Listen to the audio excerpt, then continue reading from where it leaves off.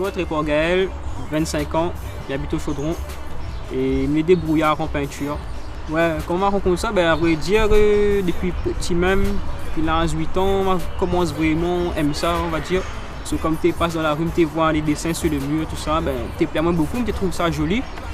Et je me dit, pourquoi pas je faire ça aussi, ouais? Mettre un peu de couleur aussi sur les murs. Ouais, le vrai qu'au début même, c'était le graffiti qui était attiré à moi. Après, au-delà de ça, on m'a dit, pourquoi pas évoluer d'un autre truc, quoi. Évoluer d'une autre affaire, c'est-à-dire la peinture vraiment avec pinceau, tout ça, on va donner une autre affaire. Ouais, en fin de compte, mon ami de toujours, Tony, lui c'était un camarade. On a parti l'école ensemble depuis la 6e jusqu'au lycée. Et donc, il me dit, oh, la ville n'est pas rose, hein. Après, il était un camarade vraiment, c'est comme un frère en fin de compte parce qu'il te dessine comme moi, il aime la peinture et tout. Et donc du coup, après, il savait qu'il est décédé. Et c'est ce passage de la vie là que vraiment a donné à moi l'envie de faire quelque chose de ça, quoi, de la peinture, des dessins, ouais, pour en allier hommage aussi. Parce que normalement, on avait des projets de faire une bande dessinée. Et donc, ensemble. Et donc voilà, c'est pour concrétiser ça aussi, ce serait bien. Si, la mission locale déjà, il y a quand même beaucoup au niveau des dossiers, tout ça. D'ailleurs, grâce à la mission locale, on a pu avoir une opportunité avec la jeunesse des sports. Il y a donné à moi une subvention pour financer mes toiles, mes peintures, mes fournitures, pour pouvoir exprimer à moi.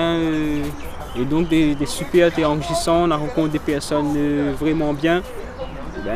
Là où va encore un peu plus mon esprit.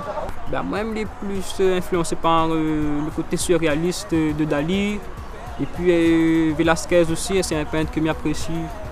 Le message qu'on a pour dire tout le monde, pas spécialement aux jeunes, mais tout le monde qui l'a fait, c'est que baisse pas les bras, fais ça que ça n'a pas fait, quel que soit votre domaine, perd pas le temps et surtout crois en votre rêve.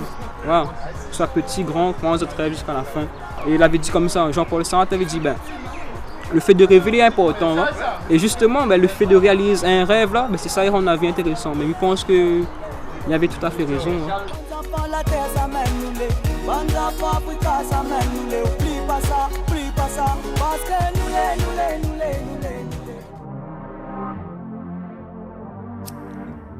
Laurent Chaniat, 28 ans, gérant de la société Free Fightwear. L'activité, on l'a développée il y a 4 ans. Moi-même pratiquant de sport de combat, on a voulu ramener du matériel qui n'était pas encore disponible à La Réunion. Donc on s'est orienté vers de l'achat de marchandises sur la métropole. Donc c'est là qu'est venue l'idée de proposer des produits qui n'existent pas ici à travers un site internet et aujourd'hui un petit showroom dans le Chaudron.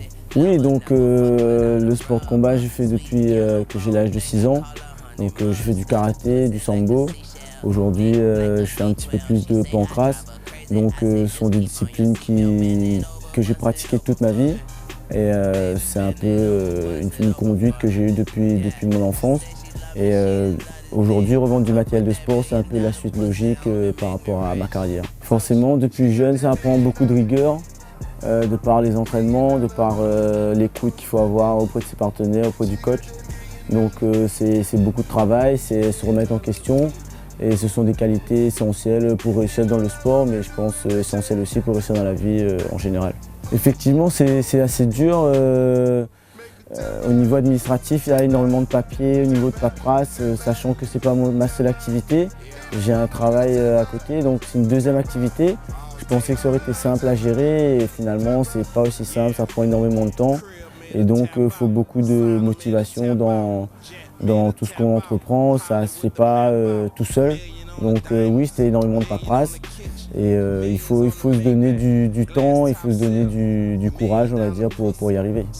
Moi, j'aurais un conseil, c'est déjà se poser les bonnes questions depuis le plus jeune âge et essayer de s'ouvrir au monde, que ce soit sportif, culturel ou tous les domaines qui peuvent les intéresser. C'est forcément là-dedans qu'ils trouveront leur motivation justement pour aller plus loin. À partir du moment où on fait quelque chose où on n'est pas motivé, les résultats s'en ressentent tout de suite. Donc je pense qu'il faut trouver un domaine dans lequel on a déjà peut-être des facultés et surtout l'envie de réussir, et c'est dedans qu'on va pouvoir faire des résultats sportifs ou professionnels.